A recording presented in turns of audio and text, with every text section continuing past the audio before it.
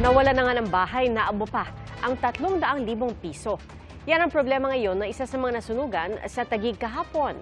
Ang tanong, mapapalitan pa ang perang nasunog? Saksi si Oscar Oida. Habang nasa evacuation center ang pamilya, nasa kanilang bahay naman si Mark Joseph. Naapektuhan nga ang bahay nila nang sumiklap ang sunog kahapon sa Taguig. Kasama pang natupok ang 300,000 pesos na cash ni Mark Joseph. Inutang pa naman niya ito sa kanyang tiyuhin para ipambili ng pambasadang jeepney.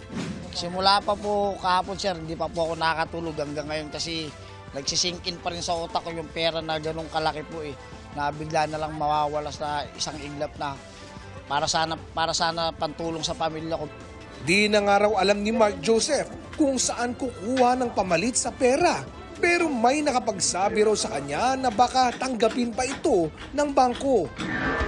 Mapapalitan pa ba ang mga sira-sirang pera? Alinsunod sa Bangko Sentral ng Pilipinas, Circular Number 829 Series of 2014, may 3 S o pamantayan ang BSP sa pagpapalit ng perang mutilated o napunit, nasira, nasunog, inanay o nginatngat ng hayop. Unang S, size. Kailangang may natirang 60% ng nasirang pera.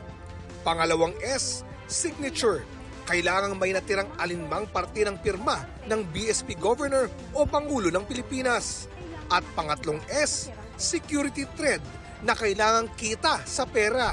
Kapag may nasirang pera, dalhin ito sa pinakamalapit na bangko at ang bangko ang magdadala sa BSP para masuri kung may halaga pa ito. Kaya kanina, pumunta si Mark Joseph sa isang bangko malapit sa kanilang lugar. Pero di raw muna pinaiwan sa kanya ang mga nasunog na pera. May requirements pa raw kasi na kailangan niyang ipasa. Ang sabi po ng manager, valid ID po tapos certificate na katunayan na nasunugan po kami. Ano sabi, may pakasa ba daw?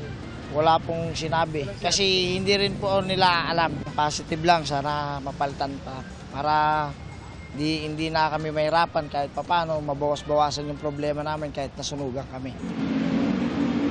BSP ang magdedesisyon kung pwede pang palitan ang nasunog niyang pera.